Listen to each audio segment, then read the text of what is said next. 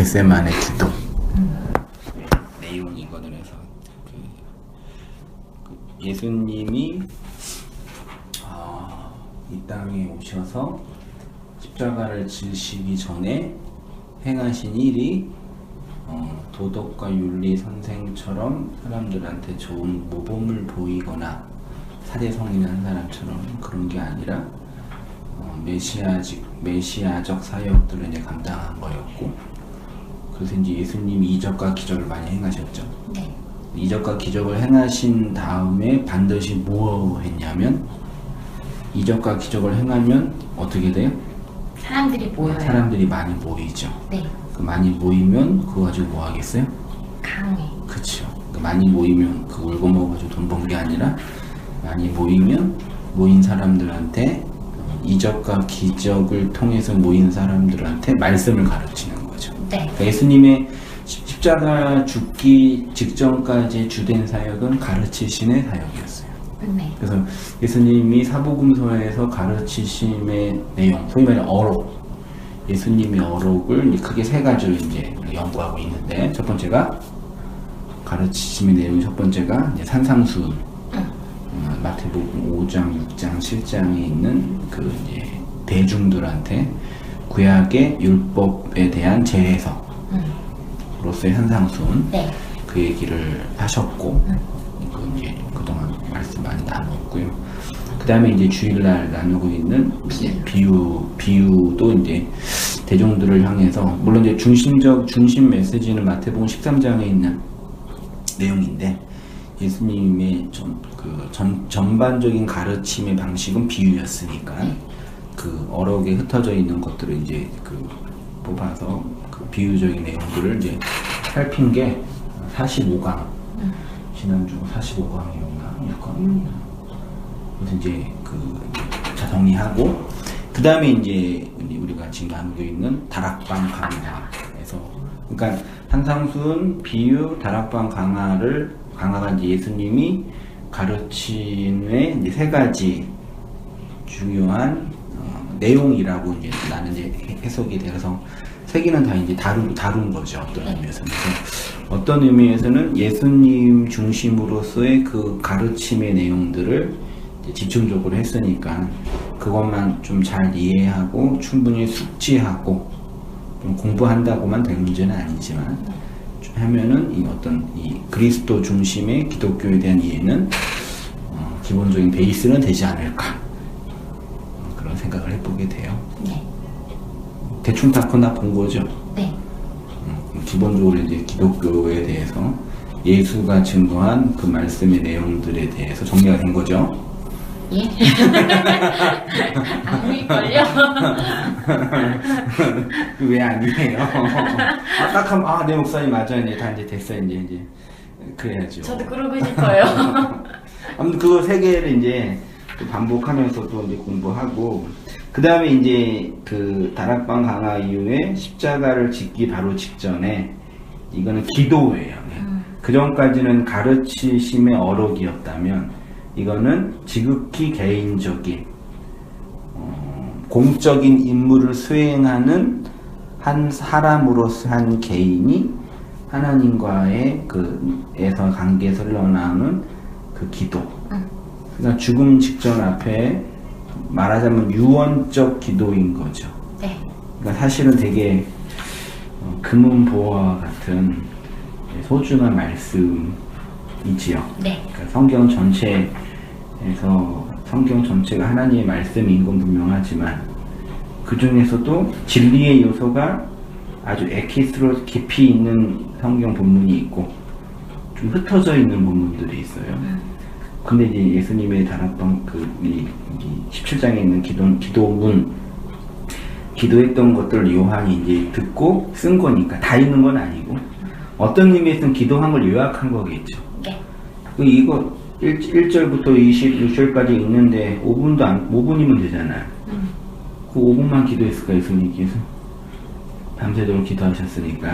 네. 전체 기도했던 것들을 이제 요한이 듣고 이제 기록 쓴 거겠죠. 그러니까 그런 의미에서는 한 절 한 절 이렇게 그런 사모함과 그런 기대를 가지고 말씀을 이렇게 천천히 들어가면 우리 마음의 그 어떤 복음에 대한 더 선명한 이해가 더 깊어지지 않을까 그런 기대를 하면서 그렇게 이제 또 새로운 주제로 들어가고요. 또 비유 설교를 마치고 이제 구약의 이제 예레미야를 이제 강론하려고 그러는데 또 이제 새로운 부문으로 말씀을 전하는 또 설교자 입장에서 또 새로운 마음을 새롭겠다. 저는 신앙생활 처음 시작했을 때 교회에서 했던 게 예레미야 강론이었어요. 아 그래요? 그러니까 그 딱 순서대로 나갔거든요. 근데 제가 이제 주일 설교를요? 네. 예레미야 52장인데 한 장만 해도 1년 걸리는데. 그쵸, 그렇게 하셨거든요. 아, 매주 한 장씩. 한 장씩? 그때 딱 예레미야를 하는 시기에 제가 처음 신앙생활 이제 시작했기 어땠어요 그때요? 뭐 기억에 남겠어요. 진짜 뭘 알겠어요. 이렇게 하면서도 이제 또 무더운 여름 좀 네. 피곤하고 지쳐서 그런데 또 새롭게 말씀이 주는 또 그런 힘과 위로를 또 얻었으면 좋겠다 또 그런 기대를 해보게 되고요. 요한복음 17장 1절부터 26절까지인데 우리 한번 처음 시작하는 거니까 돌아가면서 3절씩 교독하도록 해볼게요. 17장 1절 제가 먼저 읽을게요. 예수께서 이 말씀을 하시고 눈을 들어 하늘을 우러러 이르시되 아버지여 때가 이르렀사오니 아들을 영화롭게 하사 아들로 아버지를 영화롭게 하옵소서. 아버지께서 아들에게 주신 모든 사람에게 영생을 주게 하시려고 만민을 다스리는 권세를 아들에게 주셨음이로소이다. 영생은 곧 유일하신 참 하나님과 그가 보내신 자 예수 그리스도를 아는 것이니이다. 아버지께서 내게 하라고 주신 일을 내가 이루어 아버지를 이 세상에서 영화롭게 하였사오니 아버지여 창세전에 내가 아버지와 함께 가졌던 영화로서 지금도 아버지와 함께 나를 영화롭게 하옵소서. 세상 중에서 내게 주신 사람들에게 내가 아버지의 이름을 나타내었나이다. 그들은 아버지의 것이었는데 내게 주셨으며 그들은 아버지의 말씀을 지켰나이다. 지금 그들은 아버지께서 내게 주신 것이 다 아버지로부터 온 것인 줄을 알았나이다. 나는 아버지께서 내게 주신 말씀들을 그들에게 주었사오며 그들은 이것을 받고 내가 아버지께로부터 나온 줄을 참으로 아오며 아버지께서 나를 보내신 줄도 믿었사옵나이다. 내가 그들을 위하여 비옵나니 내가 비옵는 것은 세상을 위함이 아니요 내게 주신 자들을 위함이니 그들은 아버지의 것이로소이다. 내 것은 다 아버지의 것이요 아버지의 것은 내 것이온데 내가 그들로 말미암아 영광을 받았나이다. 나는 세상에 더 있지 아니하오나 그들은 세상에 있사옵고 나는 아버지께로 가옵나니 거룩하신 아버지여 내게 주신 아버지의 이름으로 그들을 보존하사 우리와 같이 그들도 하나가 되게 하옵소서.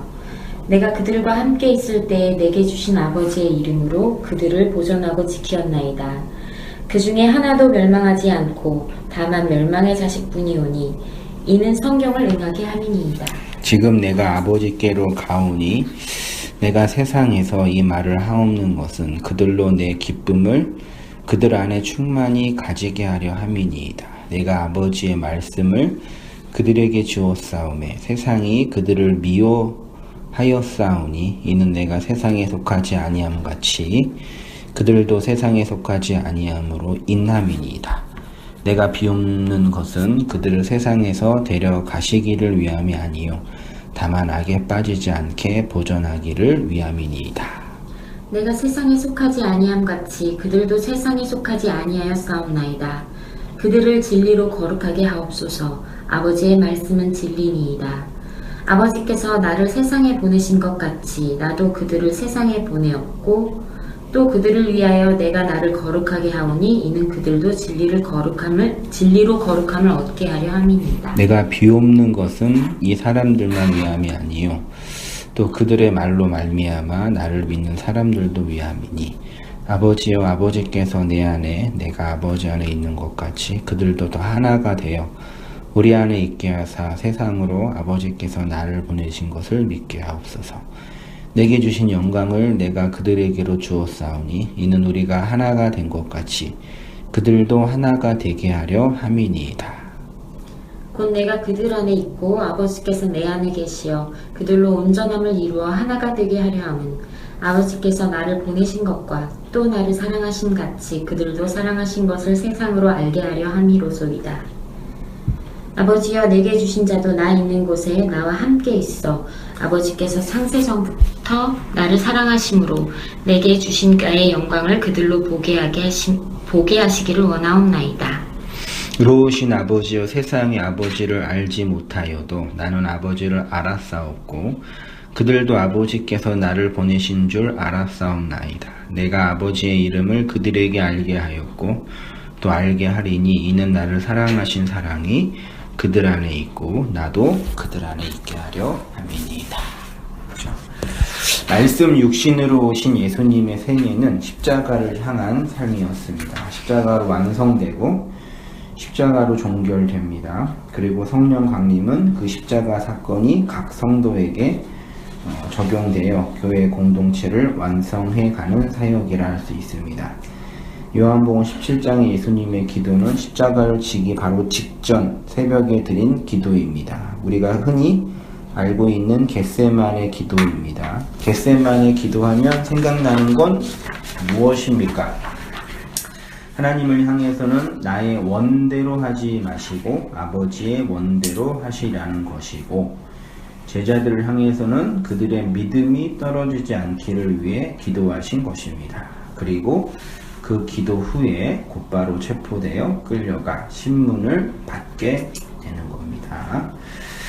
그래서 이제 마태복음에는 마태, 마가, 누가복음에는 겟세마네 기도라고 되어 있는데 요한복음에는 겟세마네라는 단어는 없어요. 그러니까 그리고 이제 마가복음에는 기도의 내용이 총 3번 기도했어요. 한 번 기도하고 야 나 기도할 테니 여기서 좀 니네 기도하고 있어. 기도했는데 오니까 또 졸고 있어요. 또 기도 졸지마 또 기도해. 가서 3번 해서 그래 자라 나 갈게 그렇게 된 거거든요. 딱 졸았는데 이제 38절을 보면 시험에 들지 않게 깨어 기도하라. 마음에는 원이로되 육신이 약하다. 이렇게 말씀하시고 이제 한 거죠. 네. 나중에 뒤에 가면 다시 강론하겠지만 마음에는 마음이 원하면 마음에는 정말 원하지만 육신이 약하면 못하나요? 이게 이렇게 배웠죠. 우리는 체질이 안 바뀌어서 안 되는 거예요. 나는 정말 마음으로 기도하고 싶은데 네. 육체가 피곤해가지고 기도를 못하게 하는 거예요.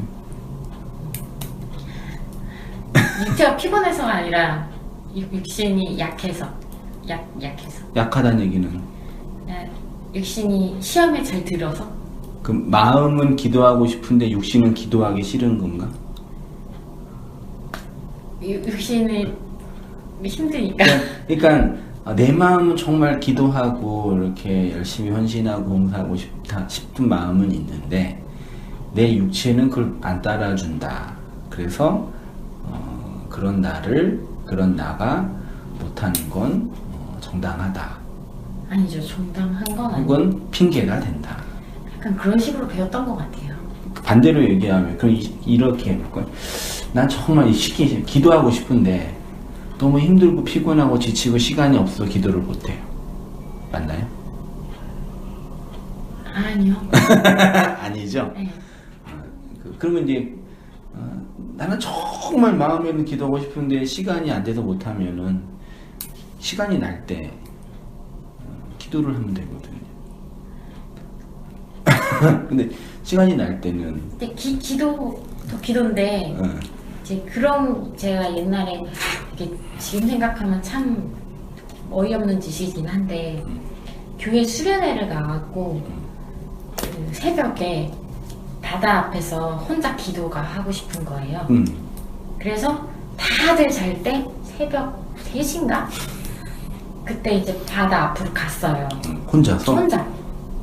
근데 되게 무서운 거예요. 무섭지. 그 새벽에 혼자 바다를 제 생전 처음 가봤거든요. 근데 진짜 무슨 살인의 추억 영화 배경 같은 느낌 확 들더라고요. 너무 무서운데 그때는 이제 맹신할 때니까 난 하나님 자녀니까 내가 그리고 지금 기도를 하러 가는데 뭐 죽으면 죽는 거지. 그런 믿음이 있어야 될 텐데 그거랑 다르게 내 마음은 너무 무서운 거예요. 너무 무서워서 막 되게 큰 소리로 하나님한테 무섭다고 그러면서 기도를 했던 기억이 나거든요. 그래서 내가 그때 처음 느낀 게 난 믿음이 없구나라는 걸 그때 느꼈어요. 네. 만약에 이게 내 믿음의 확신이 중요한 거라면 난 구원받기 글렀다라는 생각이 들었거든요. 네. 그때 이 말이 생각이 났었거든요. 그냥 마음은 원인데 육신이 약하니까 믿음이 없는 것은 아닌데 난 정말 기도하고 싶은 마음이 있는 거잖아요. 있지만 내 육신은 이미 무서움에 떨고 있고. 그런 또 경험이 있으셨구나. 그러니까 결론은 사람은 마음이 원하는 걸 해요. 못할 때는 내 마음의 원함보다 외부에서의 들어오는 억압 혹은 내적인 억압이 강하게 있을 때는 못하는 거죠. 그렇지만 마음의 원함이 없는 건 아니죠. 긍정적이든 부정적이든. 네. 그렇죠? 네.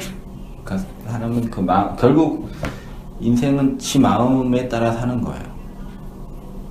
그렇죠. 그 마음이 뭐냐 또 이제 분석할 필요는 있겠지만 정말 우리는 우리 마음이 있냐? 없죠. 내가 원하는 그 욕망은 정말 내 거냐? 아니죠.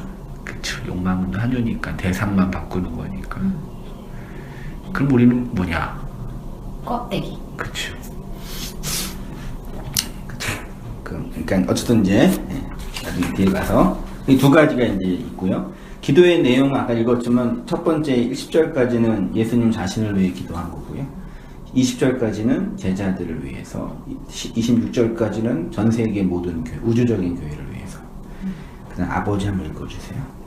특히 예수님의 기도에 나타난 중요한 신학적 내용은 하나님과의 관계에 있어서 자신이 하나님의 아들이라는 신분과 존재적 관점에서의 기도입니다. 이러한 아버지와 아들의 관계로 하나님과 자신의 관계를 설명하는 것은 구약의 유일신론의 관점에서는 혁명적인 변화입니다. 예수님은 구약의 여호와의 종교와는 근본적으로 다른 신관을 가지고 있으셨습니다. 소위 말해 구약 종교는 유일신론이죠. 네. 예수님은 초대 기독교는 유일신론이 아니라 삼위일체. 삼위일체론이죠. 유일신론은 뭔지 알죠? 한 분. 네. 그러니까 이제 신론적으로 종교학적으로 무신론과 유신론이 있죠. 네. 무신론은 신이 없다. 혹은 신이 있어도 모른다. 불가지론도 포함이 돼요. 유신론은 신이 있다. 종교가 성립이 되는 거죠. 그러면 이제 그 무신론은 과학이고 말하자면 오늘날로 하면 과학으로도 신을 어느 정도는 인정하더라고요. 그러니까 흔히 이제 과학적 어떤 논리를 따지면 과학이 신이지 걔네들한테는 또 다른 의미에서 신론이죠. 신이 되려는. 아무튼 이제 유신론 안에는 이제 뭐 다신론, 범신론, 혹은 뭐 유일신론 이렇게 있는 거예요. 다신론은 여러 신이 많이 있다. 불교. 네, 다 신이 있고 그 중에 여호와가 제일 세다. 그러니까 그 하나님 믿자. 그다음에 이제 뭐 다신론, 그러니까 범신론은 모든 게 다 신이다. 모든 게 그 하나를 설명하는 거다. 그다음에 유일신론은 신이라는 절대적인 존재는 한 분뿐이 없다. 그 하나님이 야훼 여호와다. 이거거든요. 근데 삼위일체로는 성부 하나님과 성자 예수님과 성령 하나님이 하나님으로서는 하나인데 위격적으로 구분이 된다. 그러니까 구약 종교, 구약 본문에서는 삼위일체론적인 해석이 거의 없어요.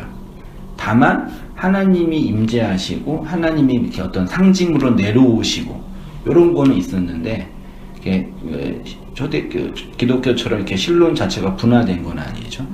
근데 예수님이 오셔가지고 무슨 얘기를 했냐면 내가 하나님의 아들이다 그러고 심지어 내가 하나님과 하나라 그러니까 그 유일신론을 공격하는 꼴이 되는 거죠. 그쵸. 유일하신 하나님인데 이 뭐야 이거죠.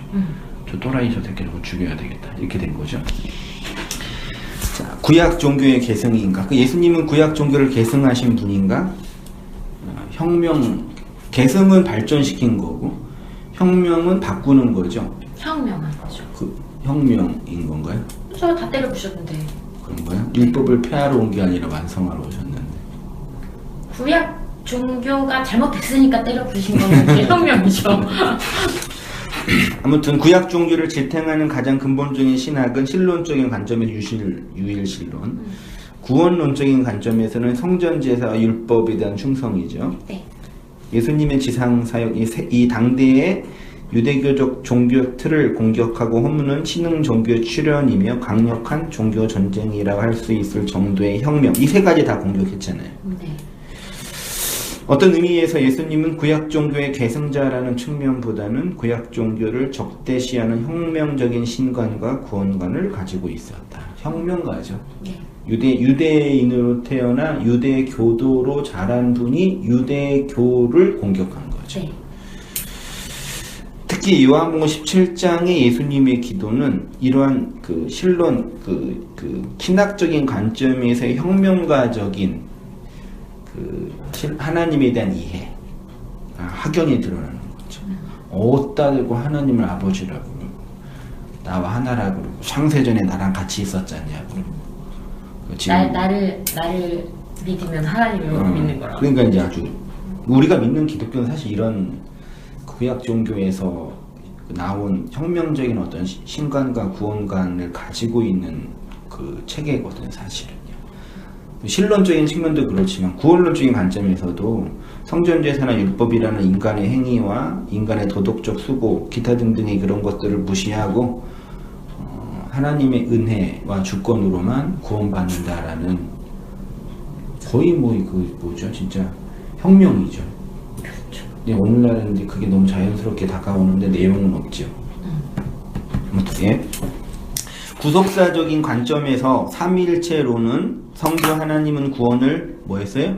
계획. 성자 예수님은 구원을 실행. 성령 하나님은 구원을 적용하셨다 할 수 있겠습니다. 성자 예수님은 이러한 하나님의 구속사역을 완성하기 위해서 말씀 육신으로 오셨습니다. 그렇게 말씀을 육체에 담으셨기에 그 육체가 십자가에서 죽으심으로 육체인 우리가 그 말씀을 담을 수 있게 된 것입니다. 그래서 예수님은 말씀이 육체가 되신 것이지만 교회는 육체가 말씀이 됐다. 1절에 보면은 때가 이르렀사오니 그랬죠. 네. 이때는 무슨 때?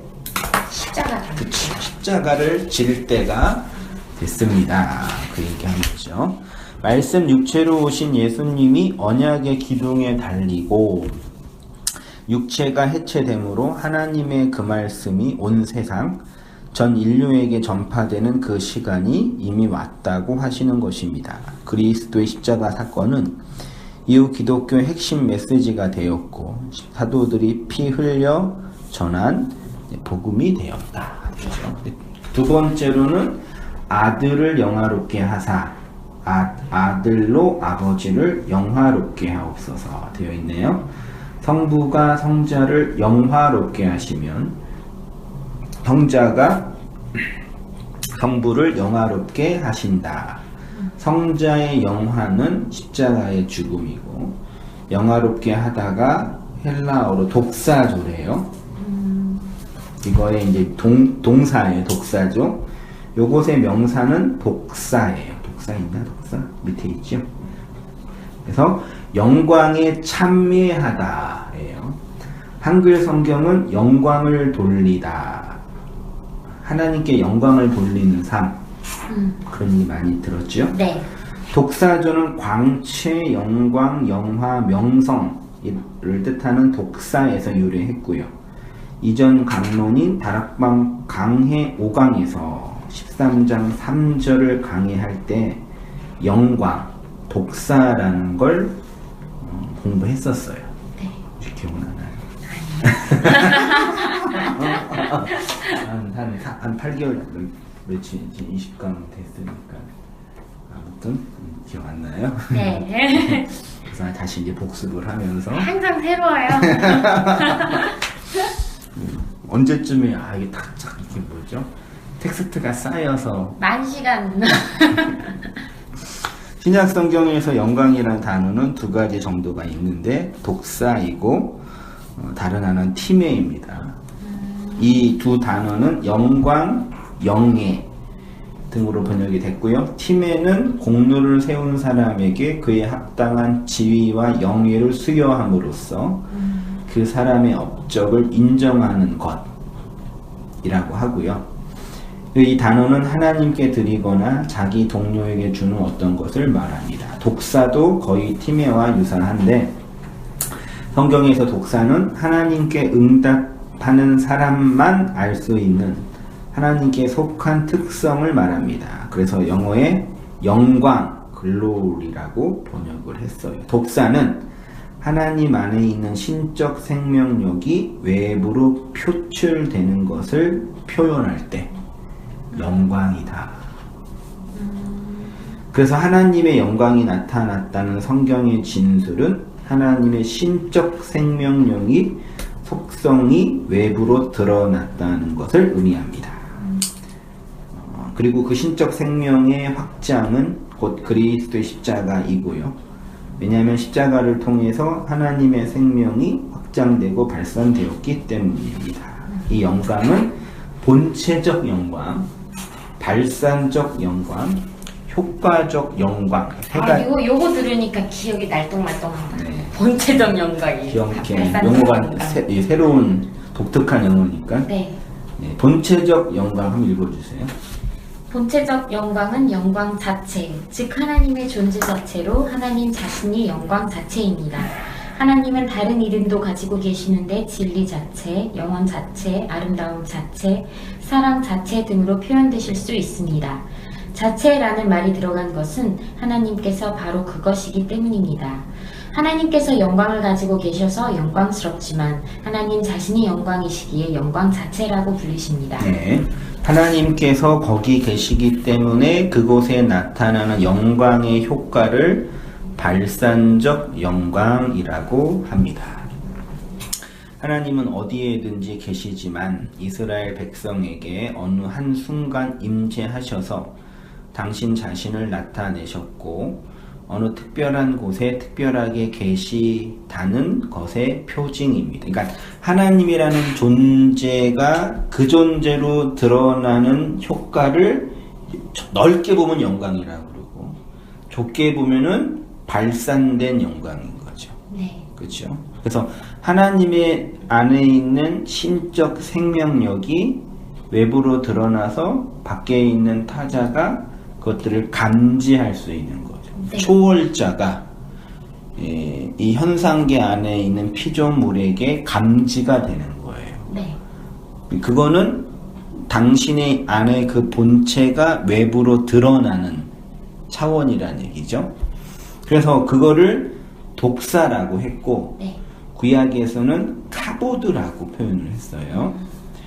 카보드는 하나님의 가시적 임재와 현현의 효과를 표현할 때 영광이라고 했어요. 그러면 구약에서 네. 하나님이 거기 계신고 어딘가에 임재한 것에 대한 가시적 현현이 무엇으로 나타났냐? 구름. 족장들에게는. 족장들에게요? 예.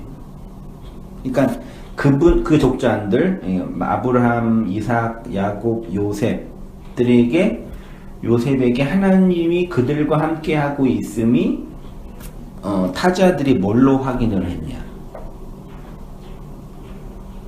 이거죠. 그거를 영광이라고 표현했죠. 카보드라고 할게요.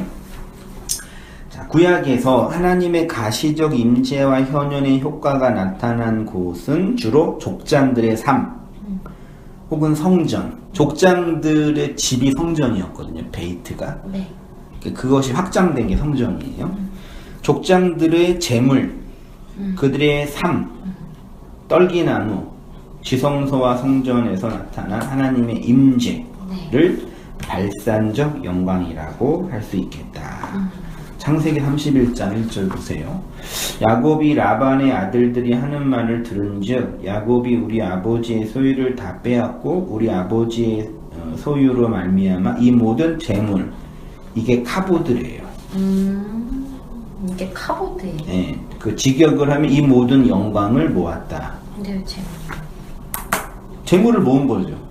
그러니까 구약에서는 하나님이 야곱에게 임재하고 함께 하고 있음의 가시적 효과가 재물인 거죠.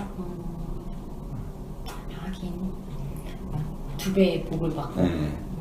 그렇죠. 그래서 구약에서는 실제로 부자가 된 거예요. 그리고 이삭은 거부가 된 거고. 그건 맞아요. 그러니까 하나님의 그 보이지 않는 그 초월적인 내적 생명력이 눈에 보이도록 드러났는데 그게 돈으로 드러난 거죠. 네. 됐죠? 네. 그래서 뭐 성경을 볼 때 봐라, 하나님께서 이렇게 족장들한테 이렇게 하나님이 재물을 주셨다. 하나님을 사랑하고 이렇게 헌신하고 노력하는 사람들에게는 재물을 주시니 우리에게도 주신다. 네. 가난하게 사는 건 하나님께 저주받은 거다. 그렇게 말하는 근거가 된 거죠. 네. 창세기 45장 13절은 당신들은 내가 애굽에서 누리는 영화, 이건 요셉이 형제들한테 고백하는 거거든요. 요셉이 애굽에서 영화를 호강을 하고 있는 거죠. 네. 근데 그거를 카보드라고 한 거예요. 요셉이 애굽에서 호강하고 있잖아요. 네. 대박 나가지고 부자가 된 거죠. 돈이 돼가지고. 네. 그게 영광이라는 거죠. 네. 출애굽기 24장에서는 시내산의 영광이 있었고 시내산의 영광이 가득한 거를 구름으로 확인한 거죠. 그 다음에 출애굽기 40장에는 성막 안에 영광이 구름으로, 열왕기상 8장에는 성전 안에 구름으로 되어 있네요. 이 발산적 영광은 거의 예수 그리스도의 성육신과 그의 나타나심으로 성도에게 경험이 됩니다. 구약의 야곱이 돈을 모으고 요셉이 호강을 누리고 성막에서 성전에서 구름이 가득한 것은 무엇을 예표하고 상징하는 거예요? 예수님. 그치, 예수님의 성육신, 말씀 육체로 오신 그 예수를 예표하는 거죠. 이거는 이거의 그림자인 거죠. 네. 요거를 통해서 이거를 보면 되는데 이거를 통해서 딴 예수를 보니까 그게 이제 문제라는 얘기죠. 네. 구약의 많은 인물들이 하나님의 영광을 보았다고 할 때 그 영광의 내용에는 성육신하신 하나님, 그러니까 예수 그리스도를 본 것이다. 됐죠? 네.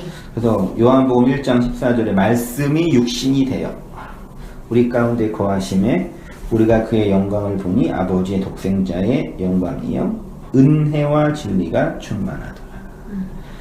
반응적 영광이라고 할 수 있습니다. 효과적 영광이요. 이것은 하나님을 알지 못하고 패역의 길로 살아가던 사람이 회심하고 진리의 은혜를 담은 자가 될 때 다른 사람들이 그를 보고 하나님을 인정하게 되는데 그럴 때 효과적 영광이라고 합니다.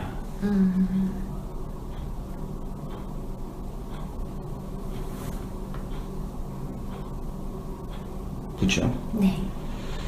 그렇게 다른 사람이 나를 통해서 하나님을 인정하게 하는 그 삶을 하나님께 영광을 돌린다. 마태복음 5장 보세요. 이같이 너희 빛이 사람 앞에 비추게 하여 그들로 너희 착한 행실을 보고 하늘에 계신 너희 아버지께 영광을 돌리게 하라. 네. 착한 행실 해요? 해요. 그게 뭐예요? 율법의 감옥에 갇혀있는 자들을 풀어주는 말을 해요. 아, 그래요? 예. 그러니까 그 다른 사람이 우리를 보면서 하나님께 영광을 돌리기 위해서는 우리 안에 마태복음 언어에서는 착한 행실이라고 표현되는 거죠. 네. 그 착한 행실은 이 세상 사람들한테는 띄어요, 안 띄어요? 안 띄어요. 안 띄죠. 그러니까 누군가가 나의 복음적인 측면, 진리적인 측면에서의 착한 행실을 봐서 이 사람이 하나님께 영광을 돌렸다는 얘기는 이 사람 안에 내가 갖고 있는 그 착한 행실을 이 사람도 갖고 있는 거죠. 네. 그렇죠? 네. 그러니까 우리가 갖고 있는 이 복음은 우리 게 아니라 하나님이 건네준 건데 네. 요거를 착한 행실이라고 하자 이 얘기예요. 네. 근데 이거는 믿지 않는 사람들, 이것이 없는 세상 사람들이 보기에는 착하게 안 보이고 악하게 보이겠죠. 네. 반대로 얘기하면 쓰레기가 되는 거죠. 네. 그래서 이거를 들고 있으면 어떤 사람에게는 거의 없지만 금처럼 보이지만 네. 대부분의 사람들에게는 쓰레기처럼 보이는 거예요. 네. 그럼 복음 전도는 뭐 하는 거냐? 내가 갖고 있는 이 쓰레기, 너무 소중한 쓰레기에서 예쁘게 포장을 해가지고 이게 되게 좋은 거야. 이거 받아 좀 먹고 살아봐. 이게 전도예요? 아니요. 아니죠. 네. 그러니까 말하자면 전도는 이게 쓰레기인 것을 확인하며 살아가는 거죠. 네. 그래서 어떤 사람에게는 너는 왜 쓰레기를 들고 있니? 라고 비난을 받을 수 있을지도 모르죠. 네. 거의 대부분의 사람들에게는. 그렇지만 그 중에 특별한 사람들에게는 저거 쓰레기가 아니라 금이네 라고 누군가에게는 그 진리로 인식이 되는 거죠. 네. 그게 하나님께 영광을 돌리는 삶이다 네. 인 거죠. 네.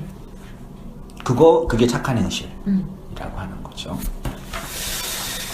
그건 이제 그걸 영광을 돌린다 이렇게 표현해. 진리에 의해 장악당하여 그 진리로 끌려가는 성도의 삶, 하나님의 온전으로 온전한 자가 되어 진리의 양식이 가득한 성도의 마음과 그의 심령의 상태, 그래서 하늘의 문을 열어 진리의 양식을 나누고 흘려주는 그 상태를 효과적 영광. 그러니까 오늘날 교회가 정말 교회도 아니지, 자기가 들고 있는 게 금인지를 모르는 거죠.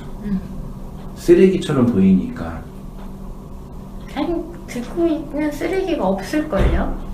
포장을 하잖아. 내용이 없는 상태로 포장을 하는 것 뿐이죠. 아까 말한 것처럼 내용 없이 그냥 예수 믿으면 구원받아 이걸로 그냥 내용은 없이 자기가 갖고 있는 복음의 내용이 없는 그냥 그 명제 자체를 자기 마음대로 해석해서 가지고 있는 거지 그 쓰레기를 갖고 있지는 않죠. 스스로 내가 갖고 있는 걸 복음이라 그러는데 그런 의미에서는 그렇게 표현할 수도 있겠네. 네. 그냥 껍데기만 있는 내용이 없는 어떤 그 무엇 되겠네요. 그래서 이제 영광을 돌리라. 골로새서 1장 27절에는요. 하나님이 그들로 하여금 이 비밀의 영광이 이방인 가운데 얼마나 풍성한지를 알게 하라. 비밀의 영광. 그래서 비밀이라고 무스테리온이라고 그러는 거죠. 네. 그거를 비밀은 비밀번호 아는 사람에게만 열리는 거니까. 그 비밀의 내용이 있는 사람에게만 전달되는 거죠. 네. 그러니까 얼마나 적적하겠어요. 대부분의 사람들에게는 별거 아닌 취급을 받을 수밖에 없는 근데 누군가에게는 가장 소중한 금괴가 되는 거죠. 네. 그렇죠. 자, 하나님의 초월적인 영광은 성육신하신 예수 그리스도를 통해서 나타났습니다. 그런데 이 영광을 바울은 비밀의 영광이라고 합니다.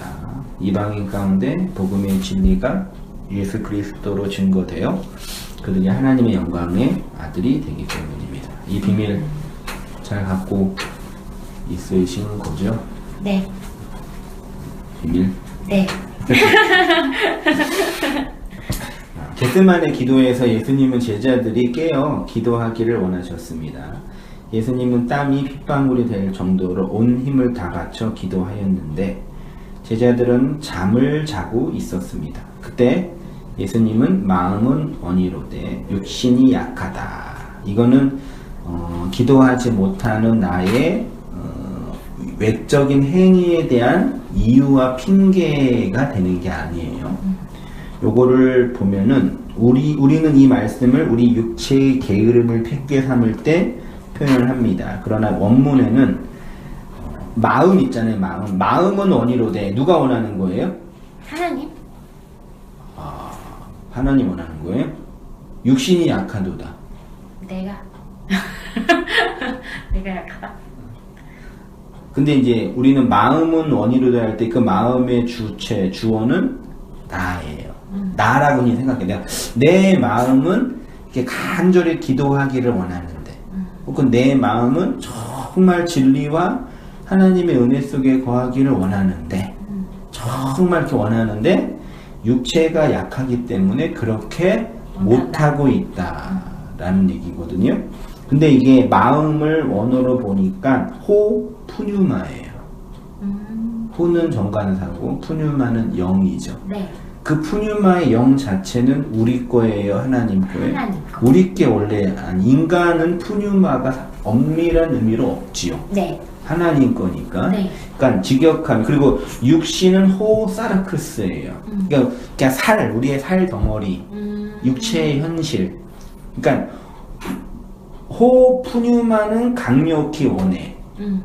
근데 호사르크스는 약하다도 아스데네스라고 해서 병들다. 신약 성경 예수님께서 병자들을 고칠 때 그걸 아스데네스라고 하거든요. 그러니까 힘이 없다, 무기력하다예요. 그러니까 우리의 육체는 하나님의 그 푸뉴마를 원하지 않는 그 존재라는 얘기죠. 호푸뉴마, 하나님의 그 영, 그 말은 강력히 원해. 그치만 사르크스는 그럴 힘이 없어. 그 얘기를 하는 거죠. 우리는 기도하기를 원하는데 몸이 피곤해서 솔직히 사람은 마음에 원하면 없던 힘도 나잖아요. 그렇죠. 아까 이제 그 오전에 그 장보러 갔는데 차 타고 갔는데 오전부터 떼약볕이니까 저기 그 공원 아스팔트에서 자전거 동호회 한 대여섯 명이서 뭐지 이렇게 마스크 다 쓰고 미쳤어.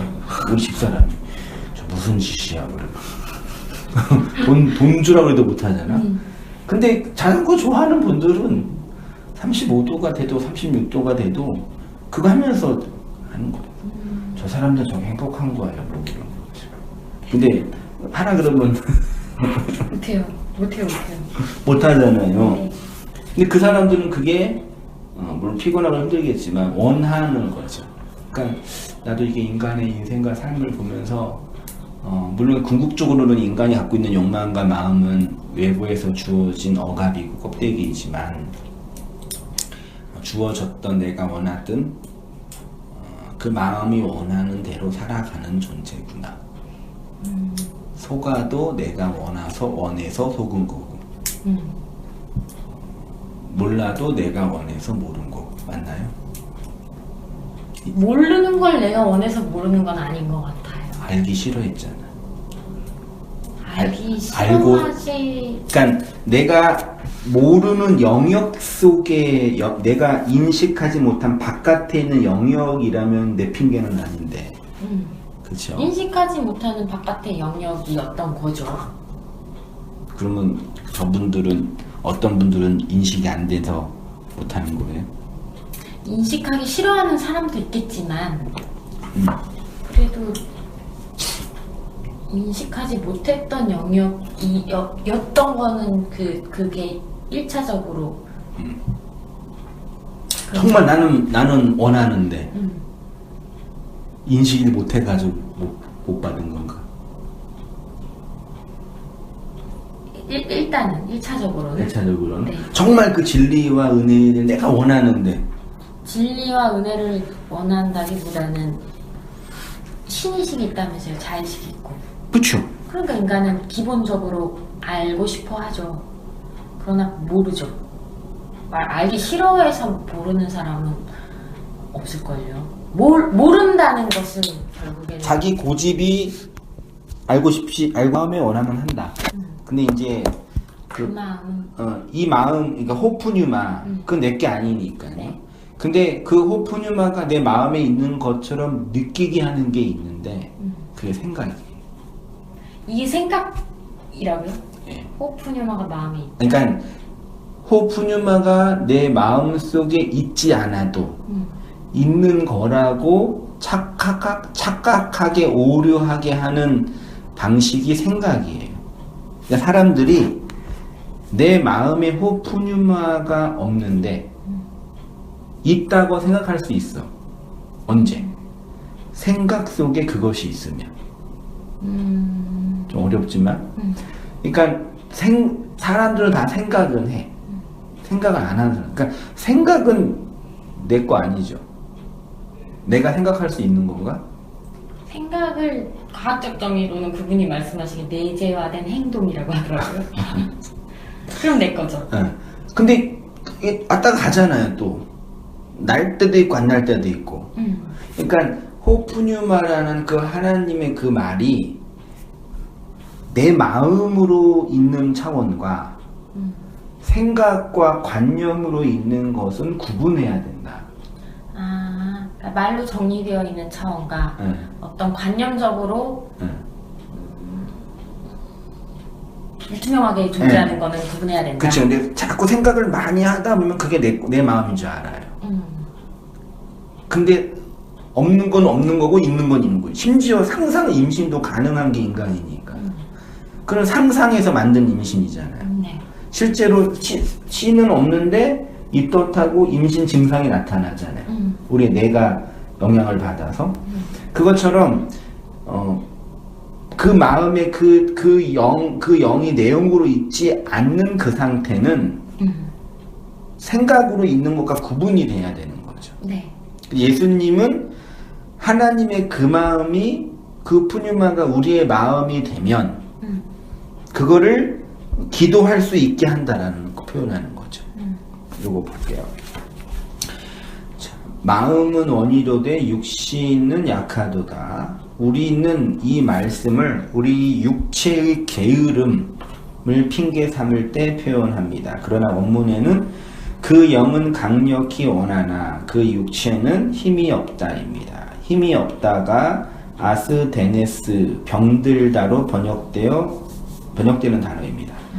그러니까 호사르크스로서의 우리의 육체가 호푸뉴마의 그 영을 받지 못하니까 호푸뉴마적인 힘과 능력이 깃들지 못한 병든 호사르크스가 되는 거죠. 네. 이것이 바로 그리스도의 영광을 경험하지 못한 모든 인류의 내적인 상태라는 거죠. 그리스도의 그 말을 마음에 받지 못한 상태. 그래서 내일도 하겠지만 선지자들이 선지 사역을 할 때 반드시 어떤 경험을 하냐면 하나님의 말씀을 받는 경험을 해요. 선지서에는 이제 여호와의 말씀이 누구누구에게 임하여. 그 말씀을 임하다라는 얘기는 내 말씀이 내 생각이 떠오르고 공부해서 암송이 되는 게 아니라 표현상 하나님의 그 푸뉴마가 내 마음이 된 거죠. 그쵸? 육체 사르크스 안에 하나님의 도장이 땅 찍힌 거죠. 네. 인으로 네. 그 불도장. 그러면 그 사르크스 안에 사르크스랑 인이 도장이 구분은 되지만 사르크스 안에 새겨진 거죠. 그렇죠. 그게 성령의 인침이거든요. 우리가 그렇게 하나님의 그 푸뉴마를 마음에 받은 거예요. 네. 그게 하나님의 말씀이 임했다는 거 표현하는 거죠. 그 말씀을 어떻게 증거하냐? 이 찍혀진 인을 나 도장 찍혔어. 이것의 내용은 이걸 분석하고 전하는 차원이 아니라 찍혀진 나로 증거하는 거죠. 네. 그게 하나님의 말씀이 임한 성도의 실존인 거죠. 이거 없이 그냥 생각과 관념 속에서 내 삶을 도전하고 인도하고 위로하고 격려하는 지식과 정보 그것도 있긴 있어. 이것도 인간의 말로 전달되는 거니까. 네. 프로이드 들으면서 라캉 들으면서 심리학이나 정신분석 보면서 나를 이해하면서 나를 용서하고 나를 해석할 수 있단 말이에요. 근데 말씀도 그렇게 들을 수 있단 말이에요. 근데 그거는 나랑 분리된 인으로 찍혀진 내 사르크스 안에 그 푸뉴마로 새겨진 그 말이 아니라 떨어져 있는 관념인 거예요. 이거와 이거를 어떻게 구분하냐 그건 더 어려운 문제겠지만 네. 그건 분명히 있어요. 차이는 있는 것 같아요. 근데 예수님이 영광을 드러낸다는 얘기는 우리가 말씀을 객관적인 입장에서 타자적인 입장에서 연구하고 분석해서 그러니까 과학자들이 뭐가 문제냐면 그 과학의 그 존재를 못 들어가. 그렇죠. 내가 그 연구 그 법칙의 그 존재로는 못 들어가고 밖에 나와서 분석하고 연구하는 탐구자는 되는 거예요. 네. 근데 진리는 밖에서 분석하고 연구하는 탐구자 이전에 그 존재가 되는 거죠. 그게 말씀 육체로 오신 예수님에 의해서 육체의 말씀이 되어지는 성도의 실존인 거죠. 네. 그래서 구원받는 거지. 네. 그렇죠. 내가 분석하고 연구해서 내가 논문 잘 만들어 놓고 요걸로 나 잘했어. 요거는 상관없는 거죠. 그렇죠. 진리적인 측면에서는요. 그러니까 우리가 신앙생활이나 말씀생활이나 이 진리적인 관점에서의 고민을 할 때 바깥에서 물론 항상 바깥에서 들어갈 수밖에 없어. 그래서 공부도 해야 되고 연구도 해야 되고 나누어야 되는데 근데 그 궁극적인 결론은 그 존재가 되는 거죠. 네. 말로는 이 정도까지뿐이 못하고 아무튼 네. 아니 그래도 진짜로 뭐 이렇게 설명하기는 어렵지만 말씀을 들으면서 바뀐 게 진짜 내 삶에서 제일 최근에 정말 조금 이만큼이라도 좀 받아들이는 게 되어지는 거. 그렇죠. 받아들임이 네. 진짜 중요하죠. 네. 받아들임. 이해를 해도 받아들이지 못할 때가 있지. 네, 맞아요. 그 전까지 제가 계속 그랬던 것 같아요. 네, 근데 그거는 대부분의 성도들이 말씀을 들으면서 말씀 앞에 씨름하면서 느끼는 그 싸움의 본질이에요. 맞아요. 그러니까 이해도 먼저 필요해도 맨날 내가 이해했냐 여쭤보는 게 이해도 못할 때가 있으니까. 머리로 일단 이해를 해야. 네. 일단 인식은 돼야 되는데 근데 인식이 되는 거랑 그 존재가 진짜 하나가 돼서 나가 죽는 차원은 내 안에서 일어난 나의 실제의 경험이고 그럼 네. 그걸 이제 받아들이냐 그 존재가 되냐 그 문제인데 그거는 이제 누구도 대신할 수 없는 말하자면 설교자나 교사는 말씀을 강론해서 개별적으로 잘 설명해 주는 건 되죠. 네. 그래서 사역 자체가 수동적일 수밖에 없어요. 왜냐면은 뭐랄까요? 듣고 싶은 사람들에게만 들리는 언어니까. 그렇죠. 억지로 이렇게 세뇌시켜서 포장해가지고 이거 좋은 거와 이렇게 할 수가 없어요. 그렇죠. 그 현대교회가 큰 오류를 범하고 있는 게 자꾸 이걸 적극적으로 포장을 하려고 그러는 거죠. 쓰다고 하니까 설탕도 묻히려고 그러고 못생겼다니까 포장지도 바르려고 그러면서 이 실체를 보여주지 않는 거죠. 실체가 없는 거죠. 엄밀히. 네, 진짜 없으니까. 예수님이 그리스도의 그 영광이 나타나기를 바란다. 우리가 하나님께 영광을 돌린다라는 그 차원은 그런 거죠. 뭐 말하자면 존재가 된다는 얘기인데 그 호프뉴마와 사르크스가 성령의 인침으로 진짜 도장은 하나가 되는 거네. 타투, 그 불도장. 그러니까 육신 말씀이 되는 거죠. 그렇죠. 그렇게 찍혀져서 육체가 말씀이 되어지는 인생을 살아가는 게 성도의 삶인 거죠. 이거를 참 듣고 있는 주의자님. 이 소중한 게 누가 이해해?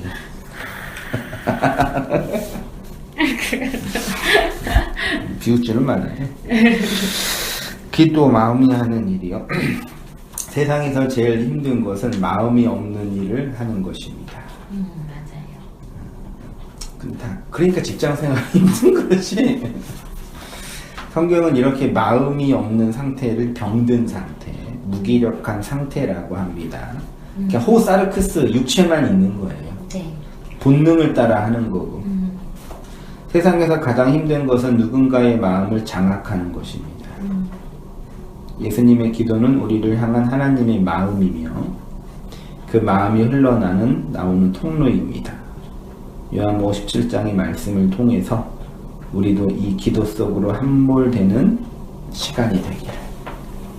하나님의 그 마음이 기도 안에서 나오게 되는 그런 기도의 내용이 되면 좋겠다. 아멘.